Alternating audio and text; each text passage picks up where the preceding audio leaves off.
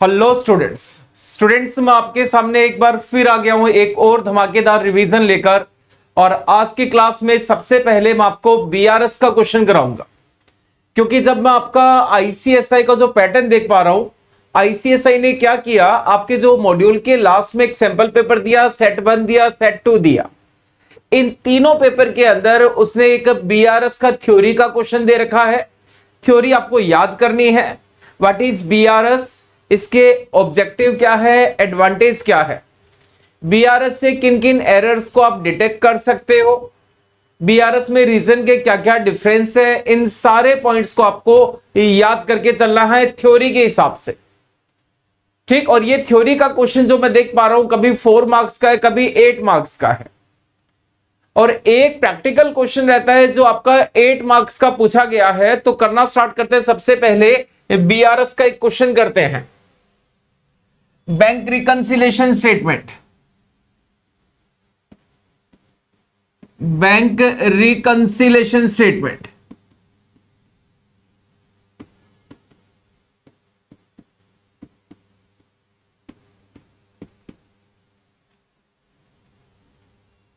करना स्टार्ट करेंगे प्लस और माइनस के कॉलम से। तो मैंने एक बनाया जी प्लस का कॉलम, एक बनाया माइनस का कॉलम। ठीक, एक में आप लिख लेना सीरियल नंबर और एक हो जाएगा पर्टिकुलर्स का कॉलम।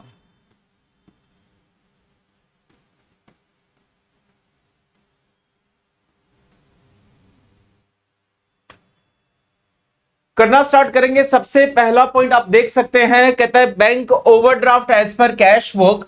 तो फर्स्ट पॉइंट आपको दे रखा है overdraft balance as per cash book.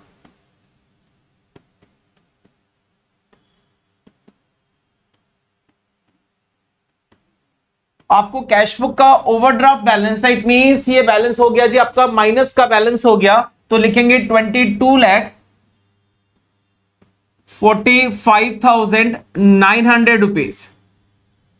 ठीक है जी। उसके बाद interest debited by bank but no advice received. Bank ने इंटरेस्ट को डेबिट कर दिया बट हमें कुछ भी नहीं पता लगा, इट मींस कैश बुक में एंट्री नहीं हुई। तो बैंक ने जब डेबिट किया तो बैंक ने इंटरेस्ट डेबिटेड बाय बैंक, तो पासबुक का बैलेंस कम हो गया।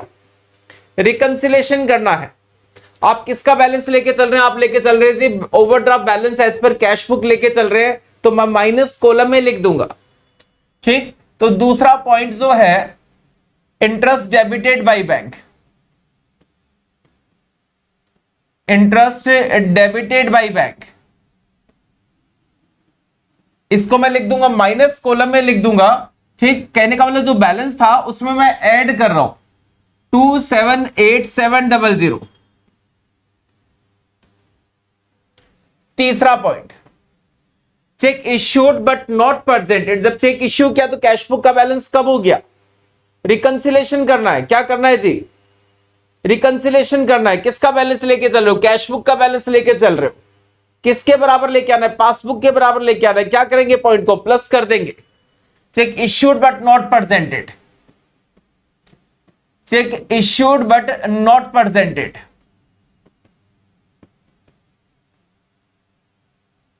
मैंने बोला प्लस कॉलम में लिख देंगे कितना, 6,60,000।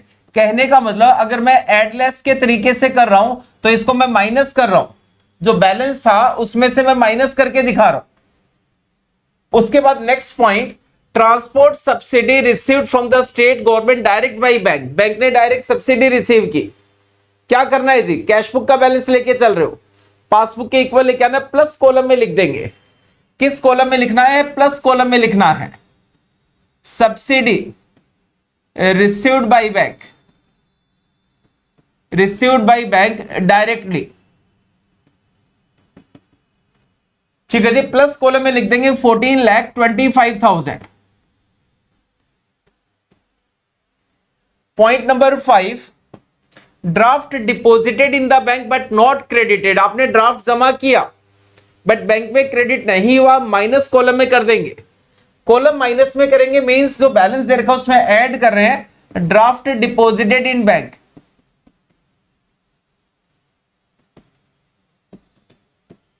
But not credited.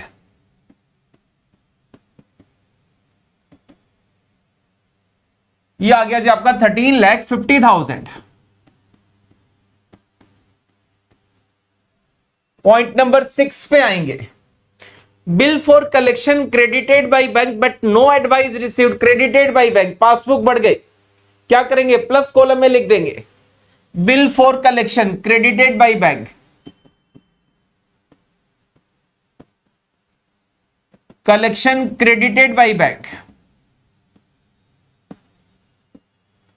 है ना। पासबुक का बैलेंस बढ़ गया तो प्लस कॉलम में लिख देंगे 8,36,000। उसके बाद point number 7, amount wrongly debited to company account by bank. Bank ने गलती से हमारे अकाउंट में डेबिट कर दिया, पासबुक का बैलेंस कम हो गया, रिकंसिलेशन करना है, माइनस कॉलम में लिख देंगे रॉन्ग डेबिट बाय बैंक,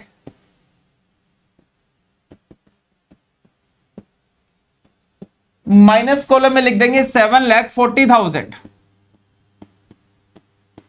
ठीक है जी, टोटल करेंगे।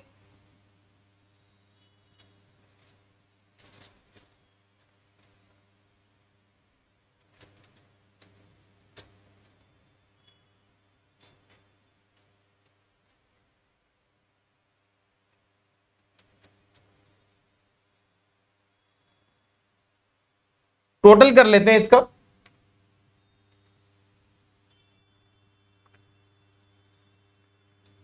$22,45,900 प्लस क्या 278700 प्लस क्या 13,50,000 एंड प्लस क्या 7,40,000। तो 46,14,600, 46,14,600 इस साइड का टोटल आया, और इस साइड का टोटल कर लेंगे आप 6,60,000 प्लस क्या 14,25,000 प्लस क्या इसमें 8,36,000। तो इधर का टोटल है 29,21,000।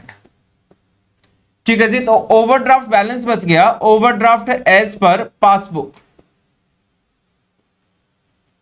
पासबुक का ओवरड्राफ्ट बैलेंस बच गया, इसमें से डिफरेंस निकाल लूंगा 46,14,600, तो 16,93,600 ये ओवरड्राफ्ट का बैलेंस आ गया, और दोनों साइड को इक्वल कर देंगे 46,14,600, 46,14,600। ठीक है जी, 16,93,600 ये आ गया जी ओवरड्राफ्ट बैलेंस एज पर, ये आ गया overdraft balance as per passbook, आ गया बैंक स्टेटमेंट के हिसाब से आ गया। आप देख सकते हैं इसने जो सॉल्यूशन किया, यहां पे जो मैंने नोट्स में सॉल्यूशन कर रखा है वो एडलेस के तरीके से कर रखा है। आंसर सेम आएगा दोनों में, कोई डिफरेंस नहीं है। जो मैं माइनस कॉलम में लिख रहा हूं, माइनस के बैलेंस में मैं माइनस कॉलम में लिख रहा हूं, इसका मतलब वो बैलेंस में मैं ऐड कर रहा हूं। ठीक है जी, और जो प्लस कॉलम में लिख रहा हूं वो क्या कर रहा हूं, प्लस माइनस तो माइनस होता है, वो माइनस कर रहा हूं। देख सकते हैं इसका सॉल्यूशन आप। उसके बाद आएंगे नेक्स्ट क्वेश्चन पे, एक बीआरएस का क्वेश्चन मैं आपको और करवा देता हूं। ठीक, अगर क्वेश्चन में मान लो आपसे पूछ लिया जी एक पहले आपको एडजस्टेड कैश बुक बनाने के लिए दे दिया, और फिर कहता है फिर रिकंसिलेशन करना है। क्वेश्चन पढ़ेंगे ध्यान से।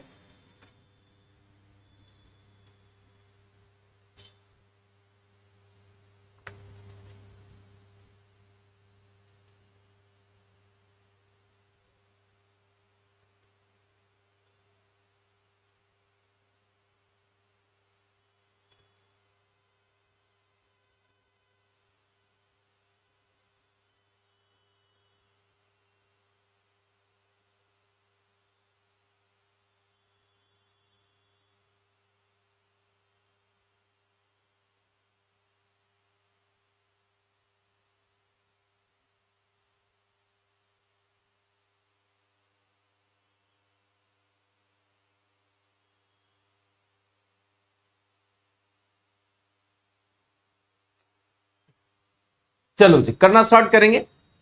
सबसे पहले बनाएंगे इस क्वेश्चन में एक एडजस्टेड कैश बुक बनाएंगे। एडजस्टेड कैश बुक बनानी है, मतलब जो जो ट्रांजेक्शन आपने अब तक रिकॉर्ड नहीं की उन सबको रिकॉर्ड करना है। तो सबसे पहले बना लो एडजस्टेड कैश बुक।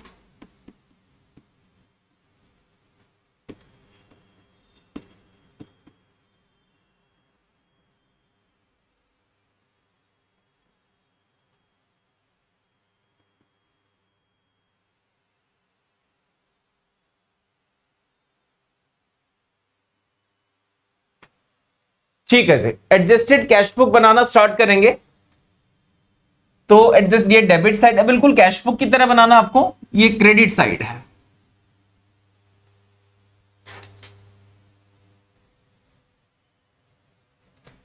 डेबिट और क्रेडिट साइड मैंने लिखा, और यहां पे मैं लिखूंगा जी पर्टिकुलर्स, अमाउंट, पर्टिकुलर्स और अमाउंट। क्वेश्चन में कहता हूं 29 सितंबर 2022 bank column of mister x cash book show an overdraft. Cash book का आपको ओवरड्राफ्ट का बैलेंस दे रखा, तो आप लिखेंगे इसमें बाई बैलेंस से बीडी, है ना। ये कौन सा बैलेंस है, ये ओवरड्राफ्ट का बैलेंस गिवन है, जिसका अमाउंट है जी 4062। और सेम डे पे जब बैंक स्टेटमेंट पासबुक का बैलेंस आप चेक कर पा रहे हैं, उस दिन का जो पासबुक का बैलेंस है वो ये बैलेंस है। इट मींस आपका जो आंसर आएगा ना वो ये आंसर आएगा, रिकंसिलेशन का जो आंसर आएगा। आगे कहते हैं cheque worth rupees 13,14,000 was deposited but not credited by bank. Bank ने अगले महीने में क्रेडिट किया, इट मींस आपने कैश बुक में तो इसको रिकॉर्ड कर लिया होगा ना, तो ये पॉइंट बीआरएस में आएगा। मतलब अमेंडेड कैश बुक के बाद आपको एक बीआरएस बनाना है, ये पॉइंट जो आएगा वो बीआरएस में आएगा। A check payment of 16,000 was entered in cash book twice। Cash book में दो बार एंट्री कर दी आपने, एक किसी को क्रेडिटर को आपने चेक पेमेंट किया होगा, वो आपने कैश बुक में दो बार एंट्री कर दी। तो कैश बुक के एरर को कैश बुक से रेक्टिफाई करना है, तो इसमें आप लिखेंगे रिवर्स करेंगे, क्योंकि पेमेंट इस साइड होता है, पेमेंट साइड होता है, तो यहां पे आप लिखेंगे टू क्रेडिटर्स। ठीक, आप क्या कर रहे हैं जी, एरर्स को रेक्टिफाई कर रहे हैं, कितना 16,000, एक बार आपने रिवर्स कर दिया। उसके बाद ऑन 29 सितंबर bank credited 1,17,400 directly to X account payment from a customer. किसी कस्टमर ने हमारे अकाउंट में डायरेक्ट पैसा जमा कर दिया, ये रिसिप्ट साइड है। तो जो भी ट्रांजैक्शन अब तक हमने कैश बुक में नहीं किए हैं वो सारे ट्रांजैक्शन में इसमें रिकॉर्ड करूंगा। ये आ गया 1,17,400 रुपीज। आगे कहता है bank charges 580 not entered in cash book, तो मैंने लिखा जी by bank charges. Bank charges अभी तक कैश बुक में एंटर नहीं किए हैं, अब उनको एंटर करेंगे कितना जी 580। ऑन 6 सितंबर 2022 bank wrongly credited to X account. ये बैंक की गलती है, ये बीआरएस में आएगा, ध्यान से सुनेंगे मेरी बात को, ये बीआरएस में आएगा। उसके बाद आगे दे रखा आपको bill of exchange worth rupees 1,40,000 discounted with the bank, जो हमने बैंक से डिस्काउंट करा लिया था। अब क्या हुआ जी, वो डिसऑनर हो गया, बट कैश बुक में इसकी एंट्री नहीं हुई। तो जब बिल डिसऑनर होता है तो उसकी एंट्री यहां करेंगे, क्योंकि बैलेंस क्या हो गया, कम हो गया। अमाउंट आ जाएगा 1,40,000 का।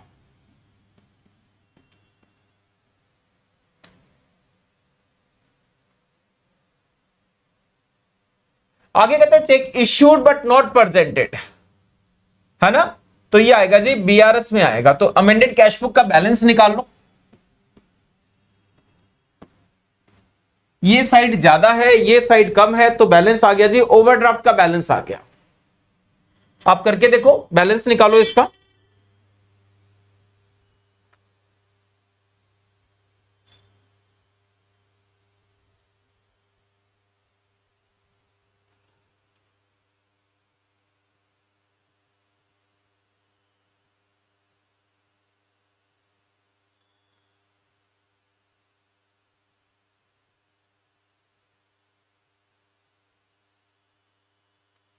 तो इस साइड का टोटल आया आपका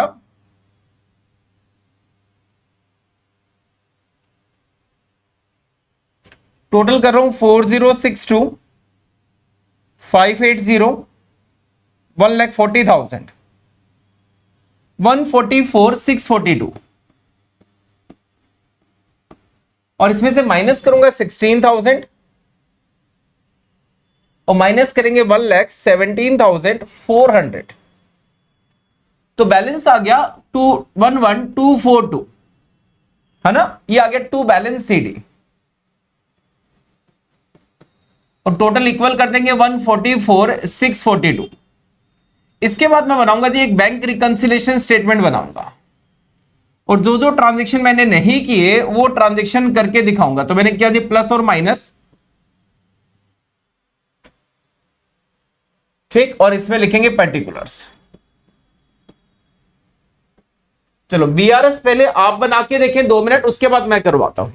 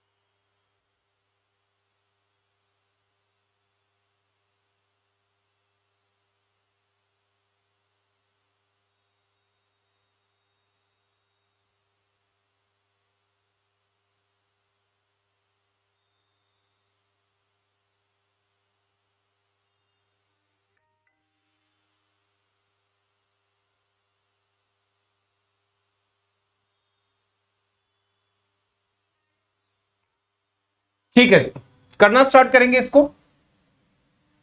तो मैंने यहां पे लिखा balance as per adjusted cash book.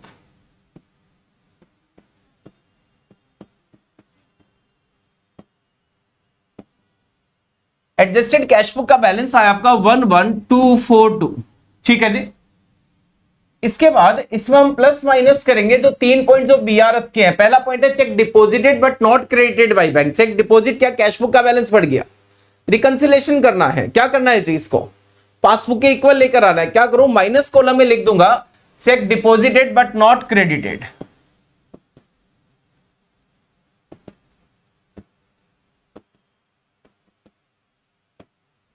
कितना लिखेंगे, अमाउंट है इसका 13,14,000, ठीक है जी। उसके बाद बैंक ने गलती से हमारे अकाउंट को क्रेडिट कर दिया। गलतियां ठीक नहीं करनी, अपने को बीआरएस बनाना है। बैंक ने क्रेडिट कर दिया, पासबुक का बैलेंस बढ़ गया। क्या करेंगे, प्लस कॉलम में लिख देंगे, ठीक, रॉन्ग क्रेडिट बाय बैंक।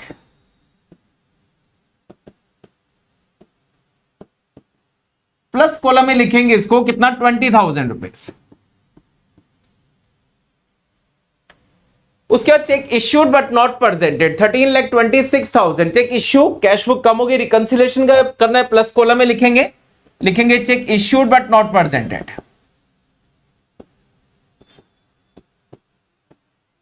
ठीक है जी, 13,26,000। टोटल करेंगे दोनों साइड का, टोटल आ गया 13,46,000 और ये आ गया 13,25,242। ठीक, अब मैं निकाल दूंगा यहां पे बैलेंस एज पर। प्लस का बैलेंस ज्यादा है, माइनस का कम है, तो बैलेंस एज पर पासबुक आ गया और ये जो बैलेंस आ गया ये फेवरेबल का बैलेंस आया है। ये आ गया जी आपका, ये आपका आ गया, जो भी डिफरेंस है वो निकाल लूंगा, 20758 और टोटल इक्वल कर देंगे 13,46,000 13,46,000। तो जब डायरेक्ट बीआरएस पूछे तो जो लास्ट क्वेश्चन क्या वैसे करना है, और जब एडजस्टेड कैश बुक करके फिर बीआरएस पूछे तो आपको इस टाइप से करना है।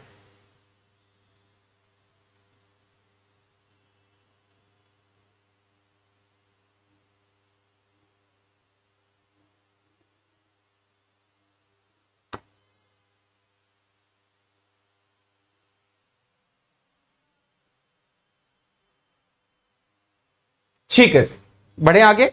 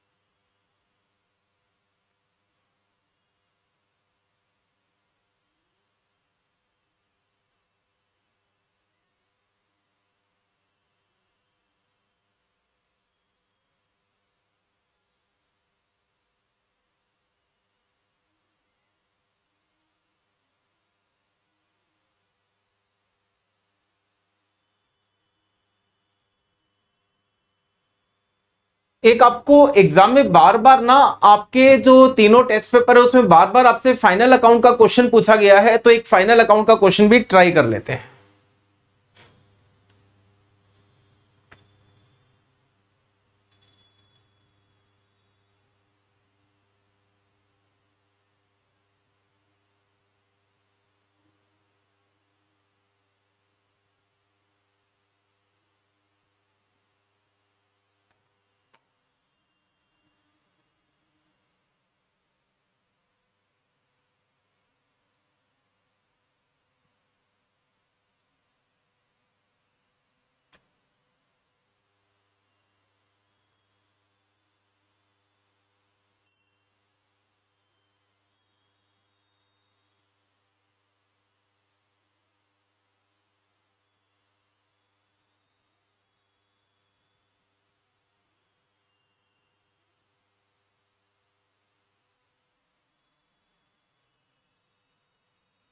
ठीक है जी, क्वेश्चन करना स्टार्ट करते हैं। एक फाइनल अकाउंट का क्वेश्चन ट्राई करते हैं।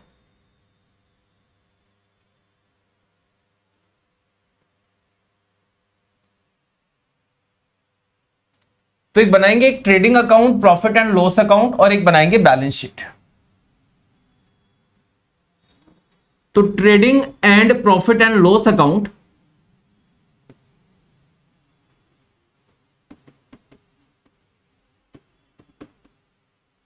फॉर द ईयर एंडेड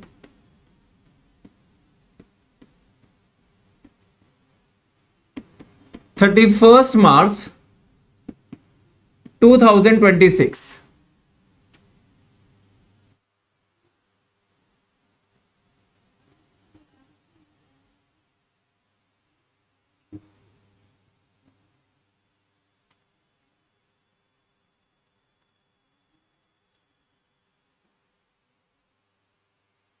ठीक है जी, पर्टिकुलर्स,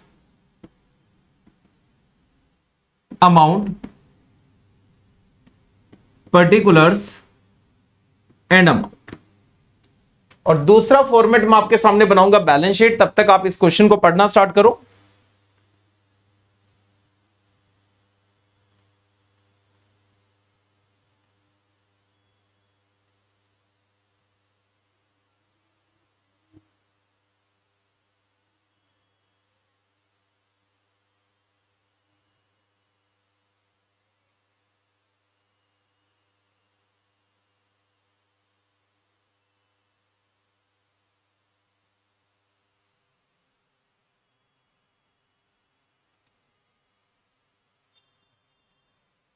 और एक मैं बनाऊंगा आपके सामने balance sheet. As on 31 March 2026।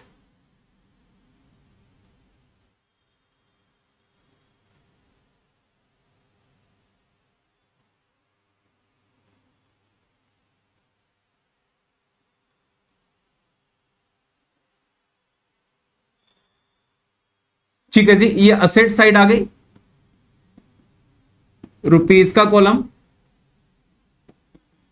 Liability side और रुपीज का कॉलम। ये जो क्वेश्चन कवर करेगा आपका 20 मार्क्स कवर करने वाला है।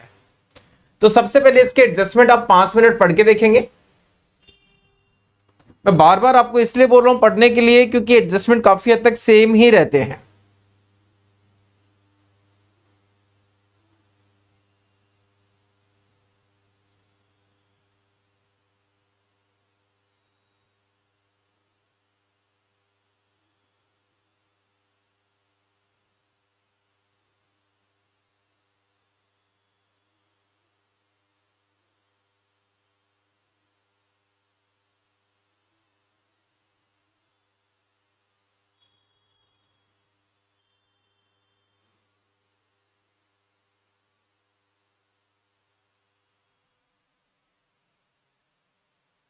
सबसे पहला एडजस्टमेंट कहता है क्लोजिंग स्टॉक का है, दूसरा कहता है प्रोप्राइटर ने गुड्स पर्सनल यूज के लिए विड्रॉ किया, तीसरा कहता है परचेज में परचेज ऑफ फर्नीचर इंक्लूडेड है, फोर्थ पॉइंट है आपका, पॉइंट में कुछ डिफरेंस है कोई बात नहीं।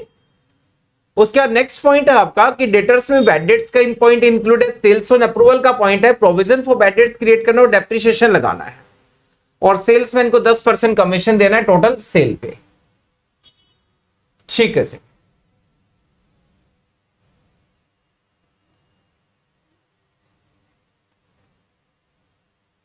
करना स्टार्ट करेंगे। एक आपको क्लोजिंग स्टॉक गिवन है 1,45,000, तो मैंने बैलेंस शीट में लिखा यहां पे क्लोजिंग स्टॉक। अब क्लोजिंग स्टॉक में एक पॉइंट और भी है, तो पहले मैं 1,45,000 लिख लूंगा यहां पे।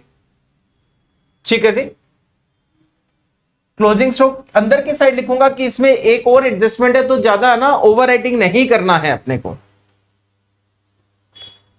साथ साथ बच्चों के डाउट भी लेने पड़ते हैं। उसके बाद क्लोजिंग स्टॉक आपका दूसरा कहां आएगा जी, ये आएगा आपका ट्रेडिंग अकाउंट में। मान लेते हैं कुछ अप्रोक्स यहां तक ट्रेडिंग अकाउंट मान लेते हैं, तो मैंने लिखा यहां पे बाय क्लोजिंग स्टॉक। मेरे से आगे चलना है आपको क्योंकि इस टाइप का क्वेश्चन मैं आपको पहले करवा चुका हूं। फिर कहते हैं नील ने 50,000 विड्रॉ किया, तो यहां पे मैंने लिखा जी टू परचेजेस अकाउंट, और परचेजेस का जो आपको अमाउंट दे रखा है क्वेश्चन में, जो परचेज का अमाउंट दे रखा है वो दे रखा आपको 31 लाख रुपीस दे रखा है। इसमें से आप माइनस करेंगे ड्रॉइंग्स, जो विड्रॉ किए जो गुड्स, उसने कितना विड्रॉ किया जी, 50,000 के गुड्स विड्रॉ किए। ठीक है जी, 50,000 के गुड्स विड्रॉ किए। इसका दूसरा इफेक्ट आएगा बैलेंस शीट में, तो यहां पे मैंने लिखा कैपिटल, और कैपिटल का जो अमाउंट आपको क्वेश्चन में गिवन है वो है आपका, इस क्वेश्चन में कैपिटल है 22,59,200 रुपीज। ठीक है जी, 22,59,200 कैपिटल का अमाउंट है। इसमें माइनस करूंगा मैं ड्रॉइंग्स, जो एडजस्टमेंट में जो ड्रॉइंग्स दे रखी कितना, 50,000 रुपीज। उसके बाद नेक्स्ट पॉइंट पहले आप करेंगे फिर मैं करके दिखाऊंगा।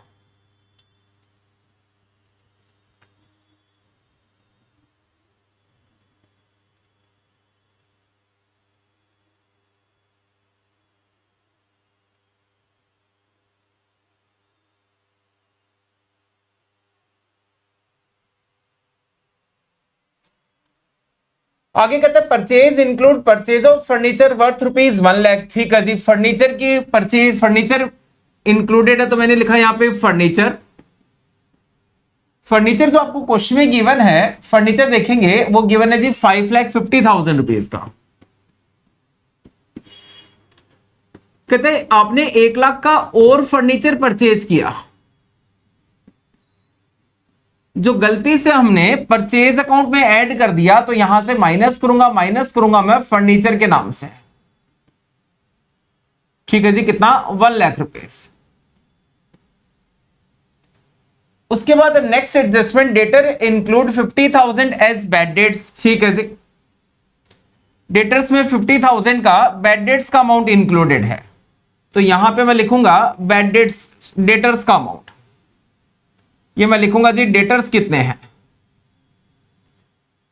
तो मैंने लिखा डेटर्स कितने दे रखे हैं। तो क्वेश्चन में देखो डेटर्स का अमाउंट कितना है, क्वेश्चन में डेटर्स का अमाउंट है 10 लाख रुपए। डेटर्स है जी 10 लाख रुपए की डेटर्स है। मैंने इसमें माइनस किया बैड डेट्स का अमाउंट। कौन सा बैड डेट्स? जो एडजस्टमेंट में दे रखा है, और एडजस्टमेंट में कहता है डेटर्स में 50,000 का बैड डेट्स का अमाउंट इंक्लूडेड है। ठीक है जी, क्या ऊपर आपको बैड डेट्स गिवन है? ध्यान से देखेंगे, ऊपर आपको बैड डेट्स गिवन नहीं है, कोई बात नहीं। अब यहां पे मैं लिखूंगा जो मुझे एडजस्टमेंट में जो बैड डेट्स दे रखे हैं, ये दे रखा है 50,000 रुपीज का।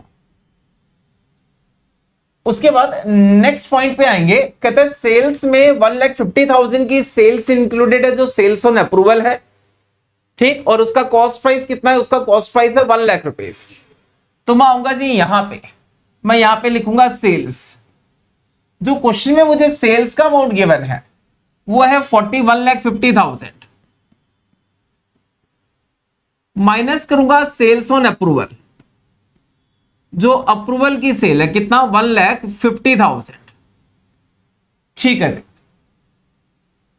प्लस करूंगा इसमें स्टॉक विद कस्टमर।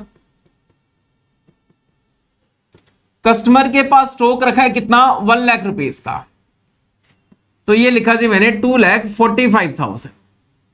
ठीक, स्टॉक विद कस्टमर मैंने इसमें प्लस कर दिया।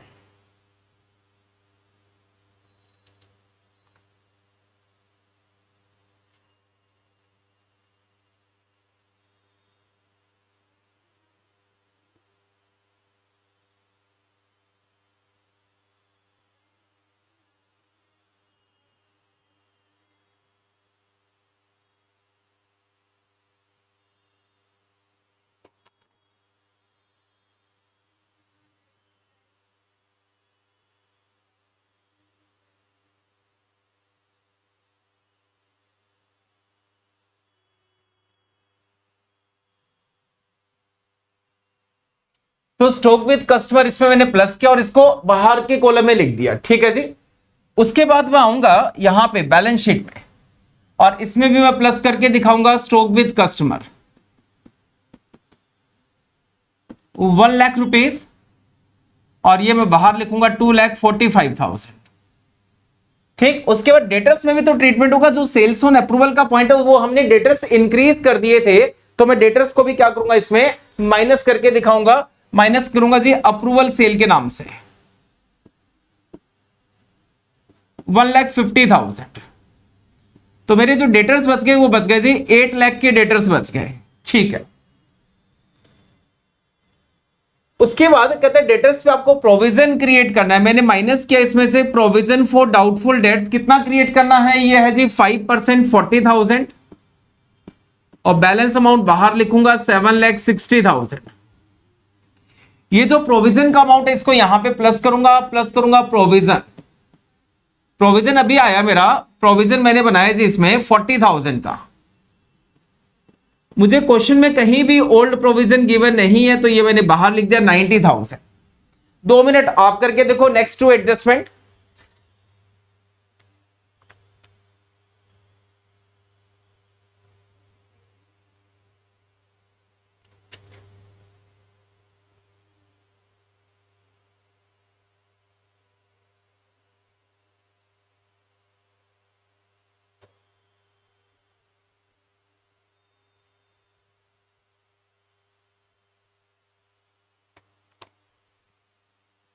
अगला पॉइंट बड़ा आसान सा है, डेप्रिसिएशन लगाना है फर्नीचर पे और मोटर कार पे। तो आ जाते हैं जी बैलेंस शीट में, पहले काम कर लेते हैं।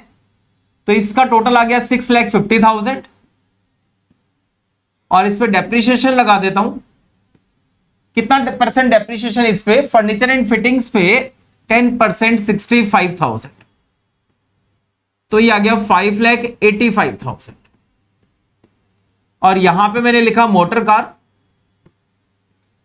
मोटर कार जो अपने को क्वेश्चन में गिवन है 48,000 की, बड़ी सस्ती मोटर कार है। 48,000 की अपने को मोटर कार गिवन है, माइनस क्या? डेप्रिसिएशन।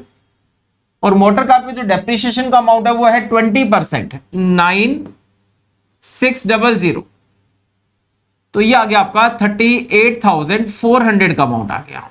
ठीक है जी। उसके बाद जो डेप्रिसिएशन का अमाउंट है वो प्रॉफिट एंड लॉस में भी अपने को लिखना है, तो मैंने लिखा to depreciation on furniture. Furniture पे डेप्रिसिएशन का अमाउंट लिखा मैंने 65,000 एंड मोटर कार पे है जी 9,600 का अमाउंट है। आगे कहते हैं सेल्समैन को 10% कमीशन देना है टोटल सेल पे। तो पहले मैं टोटल सेल तो निकाल लूं, तो माइनस करूंगा मैं इसमें से सेल्स रिटर्न, और सेल्स रिटर्न का जो अमाउंट गिवन है वो है 55,000। कितना है जी? Sales return, sales and sales return 55,000 sales return भी है। ये 150 था सेल्स ऑन अप्रूवल था, और 55,000 सेल्स रिटर्न भी है, तो ये आ गया आपका 39,45,000। ठीक। उसके बाद यहां पे क्वेश्चन में कहता है सेल्समैन को आपको 10% कमीशन देना है। क्या ऊपर सेल्समैन का कमीशन आपको दे रखा है? ध्यान से देखना, क्या ऊपर आपको सेल्समैन का कमीशन गिवन है? यस, गिवन है। ठीक। तो एक काम करो, ये जो अमाउंट है ना, ये 10%, इसको एक काम करो आप 2% कर दो। 10% तो बहुत ज्यादा आउटस्टैंडिंग हो जाएगा, इसको 2% कर दो। हम क्वेश्चन 10% से भी कर सकते थे, आंसर तब भी मिलता और आंसर अब भी मिलेगा। ठीक है जी। तो इसका मैं 2% कर देता हूं। 39,45,000 का अगर मैं 2% करता हूं,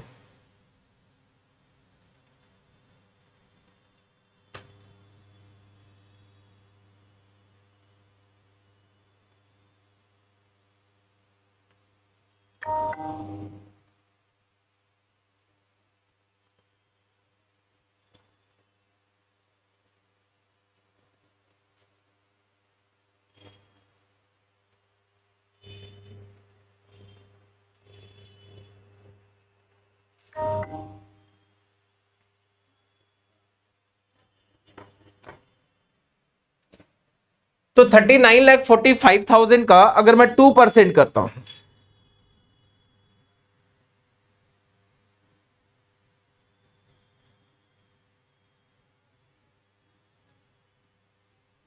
तो ये आएगा 78,900 रुपीज, है ना। तो मैंने यहां पे लिखा जी टू मैनेजर कमीशन 78,000 ऑलरेडी आपको दे रखा है क्वेश्चन में, प्लस क्या मैंने आउटस्टैंडिंग 900, तो ये बाहर आ गया 78,900 जो इसका एक्चुअल बनता है, और जो ये आउटस्टैंडिंग कमीशन है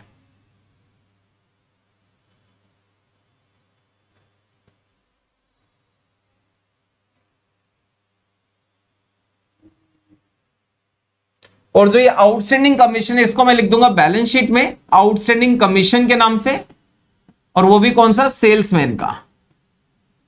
कितना जी? 900 रुपीज। ठीक। उसके बाद सारे एडजस्टमेंट क्लियर हो गए अपने। अब आ जाते हैं, एक एक पॉइंट उठाएंगे और करना स्टार्ट करेंगे।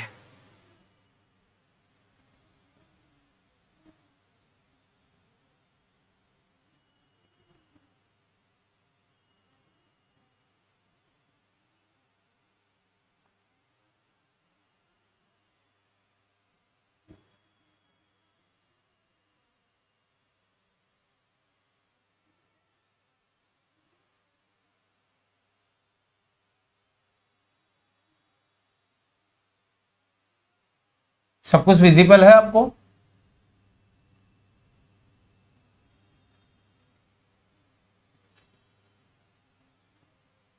ठीक है।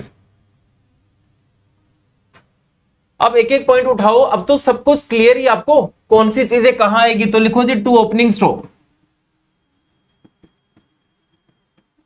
ओपनिंग स्टॉक का अमाउंट है 5 लाख रुपीज। उसके बाद दे रखा है परचेज एंड रिटर्न दे रखा है, तो माइनस क्या, मैंने इसमें से रिटर्न भी माइनस करना है परचेज में से, ये माइनस क्या 45,000 है ना। जो भी नेट अमाउंट आएगा उसको बाहर लिख देंगे, वो कैलकुलेशन का पार्ट है। तो ये आ गया जी आपका 29,05,000 रुपीज।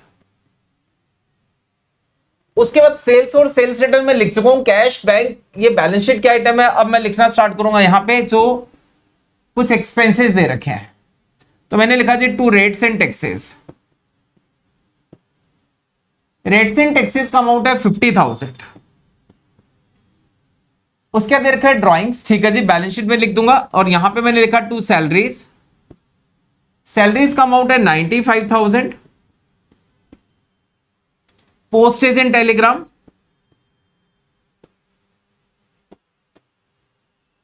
पोस्टेज एंड टेलीग्राम ये दे रखा है जी 1,05,000 रुपीज, ठीक है जी। इंश्योरेंस का अमाउंट है 90,000। टू इंश्योरेंस ये अमाउंट है 90,000। इंश्योरेंस के बाद कमीशन हो गया। अब मैं लिखूंगा printing and stationery, printing and stationery का अमाउंट है 95,500 रुपीज। उसके बाद मैं लिखूंगा जी इसमें एडवर्टाइजमेंट, एडवर्टाइजमेंट का अमाउंट है 1,70,000 रुपीज, 1,70,000 रुपए।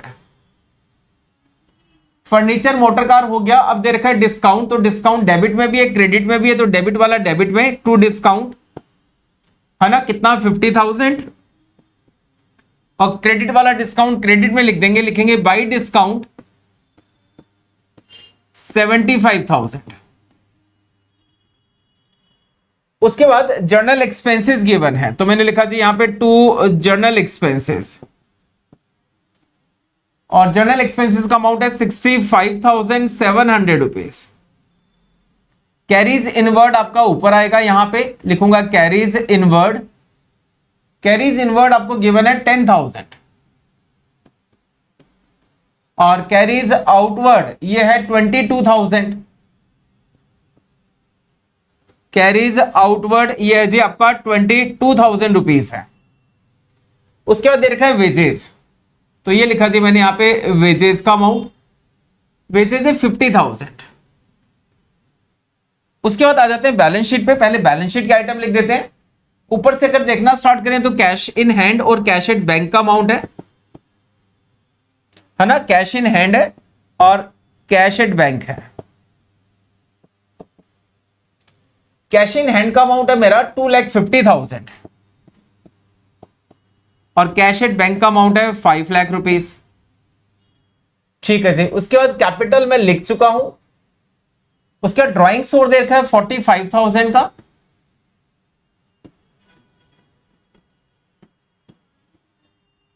ठीक। उसके बाद आ जाओ बैलेंस शीट का कोई आइटम, देखो देखो देखो देखो देखो कार वगैरह, ये हो गया ये हो गया ये हो गया। क्रेडिटर लिखना है कितना 4 लाख रुपीज, क्रेडिटर लिखने अपने को 4 लाख रुपीज। नीचे कुछ नहीं दे रखा, तो सबसे पहले प्लस माइनस करना स्टार्ट करो, ग्रॉस प्रॉफिट निकालो।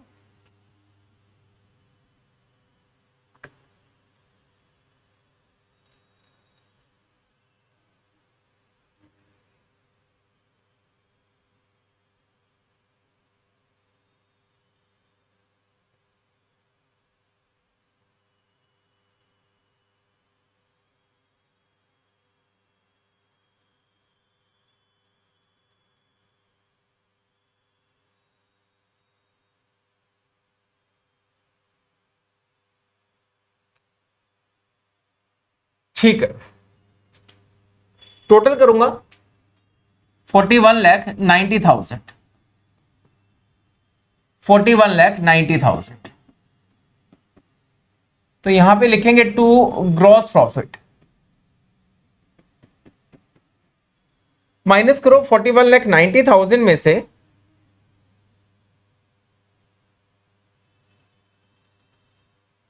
माइनस किया 5 लाख, माइनस करेंगे 29,05,000, माइनस करेंगे 60,000, तो यह आया जी आपका ग्रॉस प्रॉफिट आ गया 7,25,000। तो यहां पे ट्रांसफर करूंगा, लिखूंगा बाई ग्रॉस प्रॉफिट 7,25,000। ठीक, टोटल करेंगे इस साइड का, ये टोटल आ गया आपका 8 लाख। क्या ये साइड ज्यादा है, एक बार देख लेते हैं। तो 90,000 प्लस क्या 65,000 प्लस क्या 9600 प्लस क्या 78,900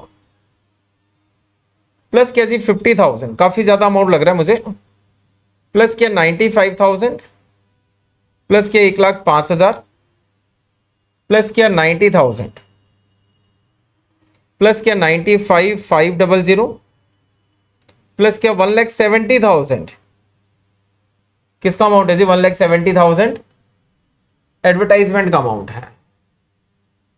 ठीक है, प्लस क्या 50,000 प्लस करेंगे इसमें 65,700 एंड प्लस करेंगे 22,000, तो 986,700। तो नेट लॉस आ गया, तो मैंने लिखा भाई नेट लॉस 186,700 है ना, और टोटल इक्वल कर देंगे, टोटल करेंगे 986,700। ये जो नेट लॉस आया इसको मैं माइनस करूंगा कैपिटल में से, यहां पे मैंने माइनस किया नेट लॉस 186,700, टोटल कर लेंगे।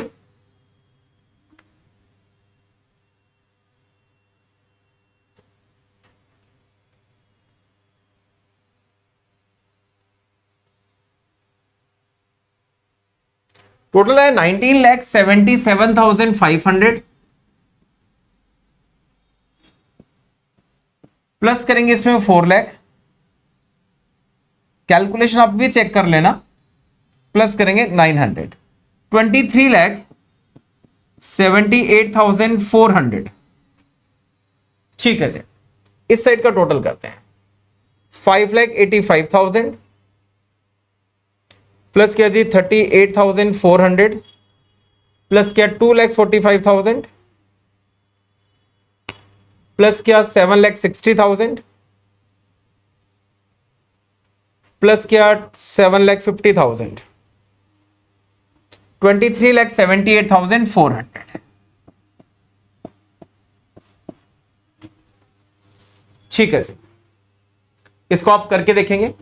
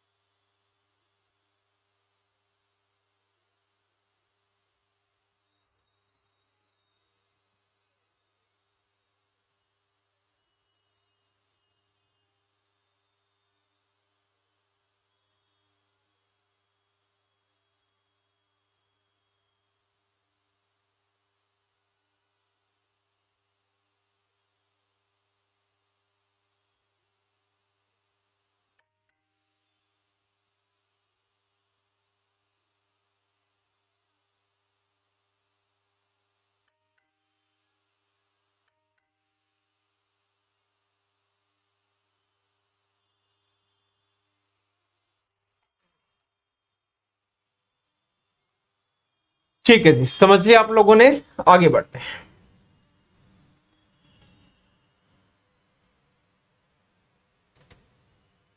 इसके बाद एक ये क्वेश्चन आपको दे रखा है, इसको मैं करवा के दिखाता हूं आपको।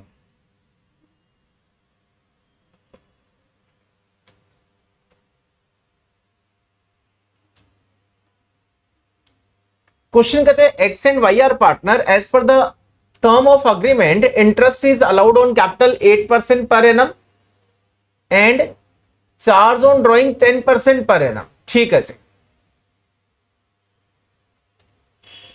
एक्स ने ड्रॉइंग किया 40,000 per month at the end of each month.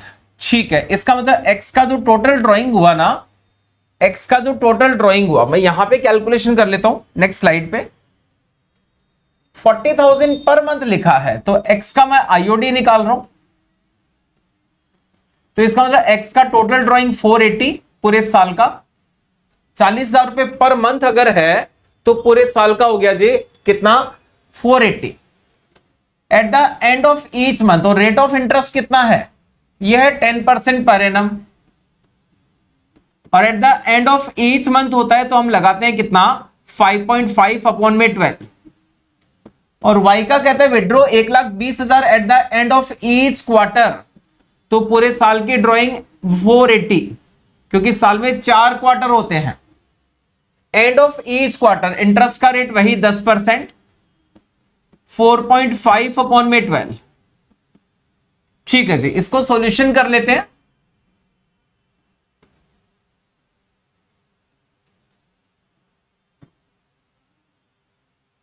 ₹22,000 और इसका सॉल्यूशन कर लेते हैं 18,000 रुपीज। तो ये लिखा मैंने, इसका आईओडी आया 22,000 रुपए, कैलकुलेशन चेक कर लेना।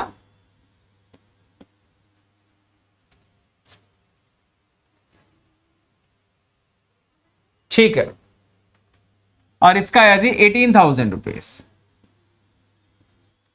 टोटल आ गया 40,000 का। उसके बाद ये जो इंटरेस्ट ऑन कैपिटल दे रखा है टोटल 288 है, जिसमें 160 इसका है तो 128 इसका आ गया जी। अब कैपिटल भी निकालनी पड़ेगी, 1,60,000 इसका अगर आईओसी है, एक्स का कितना आईओसी है, 1,60,000 है, जो कितना परसेंट है, जो 8% है। तो इसकी कैपिटल कैसे निकालोगे, तो 1,60,000 जो है वो 8% है, तो इंटू 100 इट मींस इसकी कैपिटल आ गई 20 लाख रुपए। ये एक्स की कैपिटल आ गई। और वाई की कैपिटल कितना, वाई का इंटरेस्ट है 1,28,000 रुपए, जो कितना है जी 8% है, इंटू 100, तो इसकी कैपिटल आ गई 16 लाख रुपीस। ठीक है जी, तो अगर कैपिटल आपको चाहिए बाई बैलेंस बीडी, यहां पे क्या लिखेंगे, बाई बैलेंस बीडी। कैपिटल आ गई इसकी 20 लाख रुपीस और इसकी कैपिटल आ गई जी 16 लाख रुपीस। भाई आप लिखेंगे इस क्वेश्चन के हिसाब से ही आ गया। यहां पे सैलरी नहीं दे रखी है तो यहां पे सैलरी भी लिख देंगे। सैलरी का अमाउंट कितना है, 3,60,000 का अमाउंट है। ठीक है, क्रॉस चेक करना है। सैलरी लिख रखा है इसने, सैलरी किसको दी है, केवल और केवल सैलरी किसकी है, एक्स की सैलरी है। उसके बाद यहां पे आईओसी भी लिखना है, यहां पे आप आईओसी लिखेंगे, है ना। इंटरेस्ट ऑन कैपिटल कितना देना है जी, एक का 160 है, एक का 160 1,60,000 रुपए है, ऊपर लिख लो, नीचे प्रॉफिट लिख देंगे।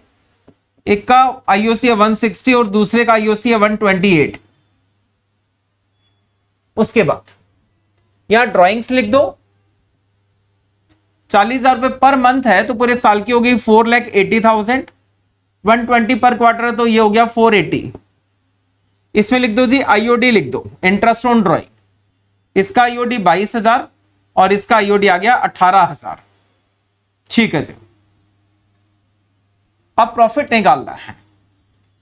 प्रॉफिट इसका 280 दे रखा है जी, 1/3 शेयर के लिए 280 है तो 2/3 शेयर के लिए कितना हो गया, 280 अगर 1/3 शेयर के लिए है तो 2/3 शेयर के लिए कितना हो गया, टोटल निकाल लो। 280 अगर 1/3 शेयर के लिए है तो टोटल प्रॉफिट हो गया 3/1 के लिए 8,40,000। 840 का 2/3 कर दो 560। ठीक है जी, कितना 5,60,000। एक शेयर के लिए 280 है, तो 2 शेयर के लिए कितना डबल हो गया, तो टोटल प्रॉफिट आ गया 840। टोटल कर दो इसका, और इस टोटल में से ये माइनस करना, तो ये balancing figure profit and loss आ जाएगा। तो 8 और 3 11, 1 12, 12 2 14, 14,88,000। 14,88,000 इसका टोटल किया मैंने। ठीक है जी, तो 14,88,000 में से 40 माइनस किया, 40,000 माइनस किया, तो ये आ गया 14 लाख, कितना जी 14,48,000। ठीक है, ये मेरा क्लियर हो गया। यहां पे मैंने सब कुछ लिख दिया है। अब प्रॉफिट लिखना है। प्रॉफिट इसका है 560 और इसका है 280। ठीक, और यहां पे बैलेंस निकाल देना, वो आपका आंसर का पॉइंट हो जाएगा। एक बार आप समझ के देखो।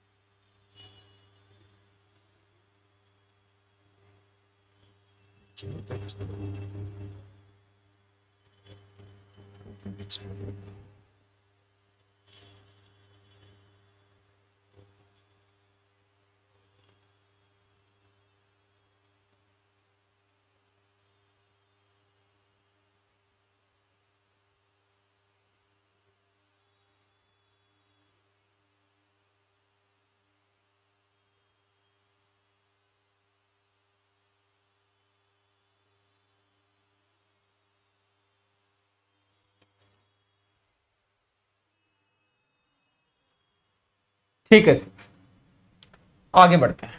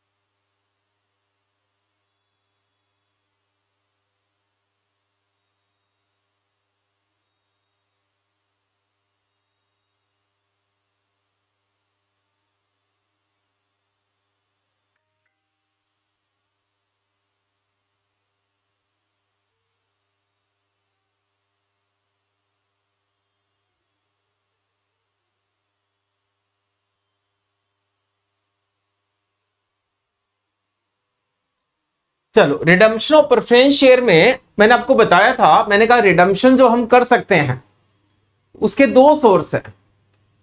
या तो आप सीआरआर क्रिएट करो, या फिर आप क्या करो जी, फ्रेश इश्यू करके आप प्रेफरेंस शेयर का रिडम्पशन कर सकते हैं। तो ये कुछ क्वेश्चन दे रखे हैं, इसको मैं आपको सॉल्यूशन कराऊंगा। तो सबसे पहला क्वेश्चन कहता है calculate CRR.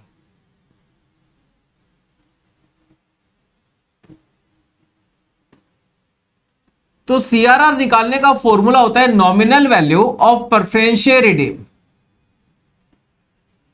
Nominal value of preference share redeem इसमें से माइनस करते हैं हम लोग, अपने को निकालना है कि सीआरआर निकालना है, तो माइनस करते हैं जी, फ्रेश इश्यू माइनस करते हैं। फ्रेश इश्यू मतलब नया शेयर इश्यू करना, वो इक्विटी शेयर भी हो सकता है, वो प्रेफरेंस शेयर भी हो सकता है। अब जो फ्रेश इश्यू आपने किया वो अगर पार पे किया तो पार वैल्यू माइनस करना है, अगर फ्रेश इश्यू आपने प्रीमियम पे किया तो भी पार वैल्यू माइनस करना है। क्यों? सिक्योरिटी प्रीमियम का यूज आप प्रेफरेंस शेयर को रिडीम करने के लिए नहीं कर सकते। ठीक है जी, तो माइनस जब करेंगे तो जो बैलेंस अमाउंट बचेगा वो आपका सीआरआर आ जाएगा। जैसे एक दो क्वेश्चन मैं करता हूं, बाकी आप करके देखना। ठीक, तो मैंने यहां पे लिखा, एक क्वेश्चन कर रहा हूं, फर्स्ट वाला क्वेश्चन मैंने लिखा जी, nominal value of preference share redeem, nominal value of preference share. इसमें 4 केस हैं, फर्स्ट, सेकेंड, 3 एंड 4, ये 4 केस दे रखे हैं। ठीक है जी, चारों केस में नॉमिनल वैल्यू लिख लो क्वेश्चन में।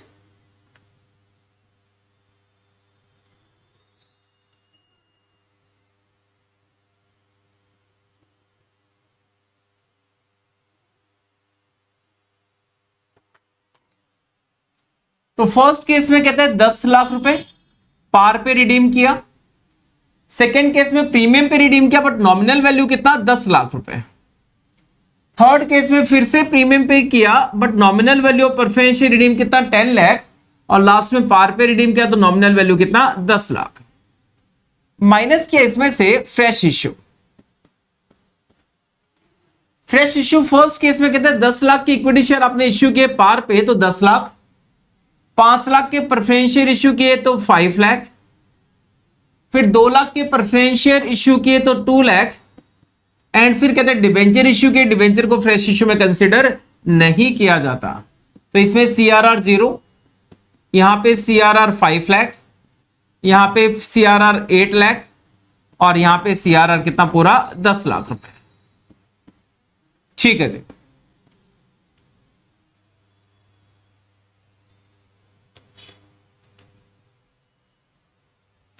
उसके बाद next question,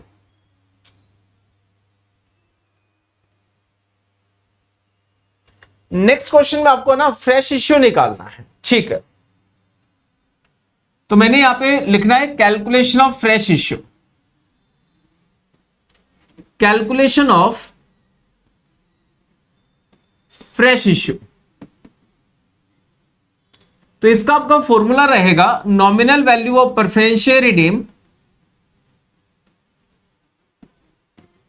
nominal value of preference share redeem,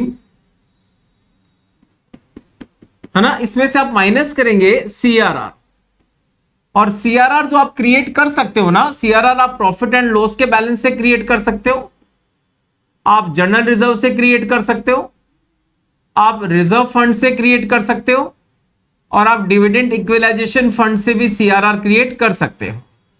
but एक कंडीशन है, अगर आपने प्रेफरेंस शेयर प्रीमियम पे रिडीम किए तो जो सबसे पहले आपको इसको राइट ऑफ करना है, ये जो प्रीमियम ऑन रिडम्पशन है, आप इसको राइट ऑफ करना है। इसको राइट ऑफ करने के लिए सबसे पहले जो सिक्योरिटी प्रीमियम का अमाउंट है उसका यूज कर लो। अगर वो सफिशिएंट नहीं है तो आप जो प्रॉफिट एंड लॉस है, जो जनरल रिजर्व है, उसमें किसी का भी अमाउंट यूज कर सकते हैं। इसको राइट ऑफ करने के बाद जो अमाउंट बचेगा ना, उसको ऊपर यूज करना है। ठीक, तो यूज करने के बाद जो बैलेंस बचेगा that is called fresh issue. ठीक है जी, एक क्वेश्चन करते हैं।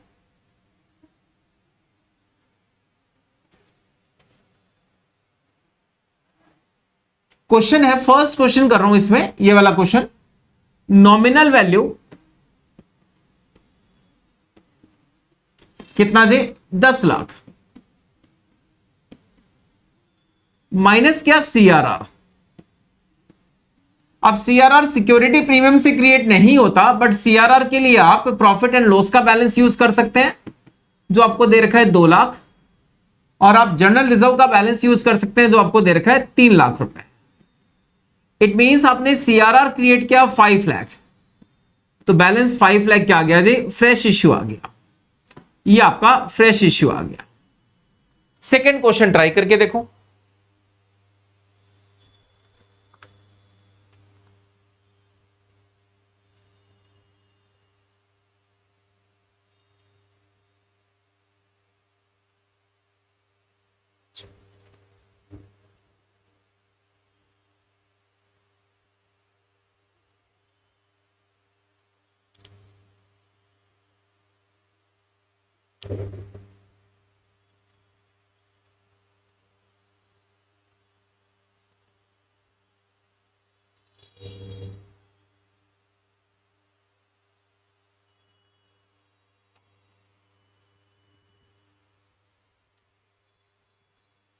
सेकेंड पार्ट में नॉमिनल वैल्यू, नॉमिनल वैल्यू आपको दे रखा है 10 लाख रुपए, बट यहां पे आपको प्रीमियम और रिडम्पशन भी दे रखा है कितना, 10%। तो 10 लाख का 10% हो गया जी 1 लाख रुपए। सबसे पहले इसको राइट ऑफ करो।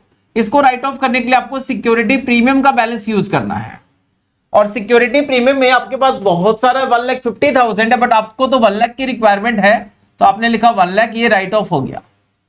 अब सीआरआर क्रिएट कर लो, माइनस करो सीआरआर, और सीआरआर में आप प्रॉफिट एंड लॉस ले सकते हो, जनरल रिजर्व ले सकते हैं, कितना 4 लाख, तो बाकी जो बच गया 6 लाख, ये आपका हो गया जी फ्रेश इश्यू हो गया। Case number 3, nominal value of preference share redeem. Nominal value कितना इस क्वेश्चन में, फिर से 10 लाख, और premium on redemption, premium on redemption ये हो गया आपका कितना 20%, 2 लाख। सबसे पहले इसको राइट ऑफ करना है, बैलेंस यूज किया सिक्योरिटी प्रीमियम का, वो है 50,000, बट सफिशिएंट नहीं है, तो आपको क्या करना है, बैलेंस लेना है जी, बाकी प्रॉफिट एंड लॉस से ले लो, जनरल रिजर्व से ले लो, कहीं से भी आप ले सकते हो। प्रॉफिट एंड लॉस से आपने लिया 1,50,000, तो आपका ये राइट ऑफ हो गया प्रीमियम ऑन रिडम्पशन। उसके बाद आपने यहां पे सीआरआर क्रिएट किया, तो 11 लाख में से 150 आपने यूज कर लिया, तो ये बचा आपका 950। आपके पास सीआरआर में बहुत सारा बैलेंस रखा है, कितना रखा है जी 12,50,000 रखा है, जबकि आपको तो सीआरआर क्रिएट करना है 10 लाख रुपए। तो ऐसा कहीं भी नहीं लिखा कि आपको इतना प्रॉफिट एंड लॉस से लेना है, इतना जनरल रिजर्व से लेना है। ठीक, आपने सीआरआर क्रिएट किया, तो ये आ गया जी फ्रेश इश्यू, कितना 0 का फ्रेश इश्यू आ गया।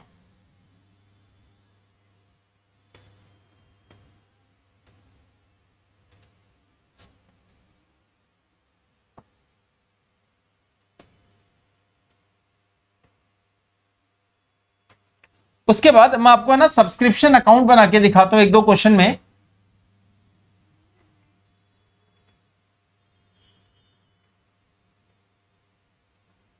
आपको ये क्वेश्चन दे रखा है, इसमें हम सब्सक्रिप्शन अकाउंट बनाएंगे। 5 मिनट आप करके देखो, फिर मैं करवाता हूं।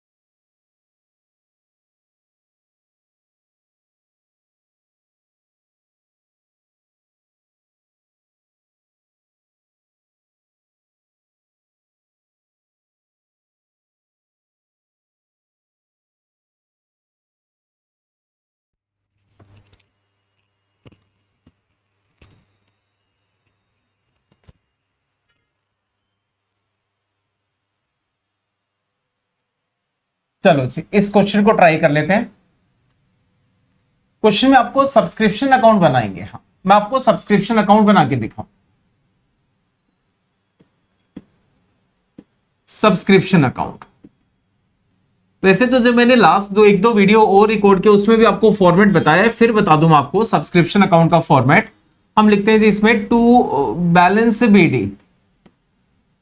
टू बैलेंस बीडी में मैं लिखूंगा आउटस्टैंडिंग प्रीवियस ईयर, यहां पे हम लिखते हैं बाई बैलेंस सीडी, इसमें लिखते हैं आउटस्टैंडिंग करंट ईयर। क्योंकि जो आउटस्टैंडिंग सब्सक्रिप्शन है ना वो बिजनेस, वो हमारे एनपीओ का असेट्स होता है, और असेट का ओपनिंग बैलेंस यहां आता है, क्लोजिंग बैलेंस यहां आता है। यहां मैं लिखूंगा by balance CD, by balance BD, ये आ गया जी एडवांस प्रीवियस ईयर। और एडवांस अगर आपने कोई इनकम रिसीव की वो लायबिलिटी है, ओपनिंग बैलेंस क्रेडिट साइड आएगा, क्लोजिंग बैलेंस इस साइड आएगा। To balance CD advance current year, ठीक है जी। जो भी रिसिप्टेंट पेमेंट में वो इस साइड लिखेंगे, और जो इनकम एंड एक्सपेंडिचर का अमाउंट होगा वो इस साइड लिखेंगे। तो क्वेश्चन में कहते हैं during the year ended 31 March 26 Surya cricket club received subscription as follow. 31 मार्च 2025 का रिसीव किया 12,000, 2026 का रिसीव किया, 2027 का रिसीव किया, तो 2027 का अगले साल का 18,000 रुपए रिसीव किया, ठीक है जी। और टोटल जो रिसीव किया वो 6,45,000 रिसीव किया। अभी पिछले साल का मैं यहां नहीं लिख सकता, हो सकता है पिछले साल का आउटस्टैंडिंग ज्यादा हो। देयर आर 500 मेंबर और हर मेंबर का सब्सक्रिप्शन है 1,500 रुपए। 500 मेंबर है और एक मेंबर का सब्सक्रिप्शन 1,500 है, तो ये आ गया 7,50,000 rupees. A sum of 15,000 was still in arrear for subscription for the year ended 31 मार्च 2025 का अभी भी आउटस्टैंडिंग है। इसका मतलब आप समझ रहे हो, ओपनिंग में आउटस्टैंडिंग कितना था, 27,000 रुपए आउटस्टैंडिंग था। कैसे, 12,000 तो आपने रिसीव कर लिया और 15,000 अभी भी आउटस्टैंडिंग है, तो अभी प्रीवियस ईयर का आउटस्टैंडिंग है कितना, 15,000 रुपए, ठीक है। A sum of 15,000 was still in arrear for subscription for the year ended 31 मार्च 2025, मतलब पिछले साल का अभी भी आउटस्टैंडिंग है। इस साल का कितना आउटस्टैंडिंग, इस साल का आपने 7,50,000 रुपए रिसीव किया, और इस साल का 750 आपका बनता था, ये इनकम थी, आपने रिसीव 615 ही किया, तो इस साल का करंट ईयर का आउटस्टैंडिंग कितना है जी, करंट ईयर का आपका आउटस्टैंडिंग है, निकाल लो, 750 माइनस 615, तो करंट ईयर का आपका आउटस्टैंडिंग आ जाएगा 1,35,000 रुपए।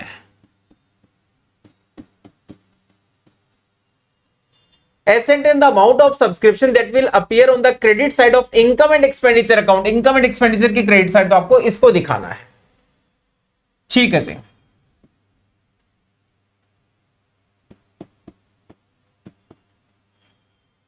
टोटल कर लो,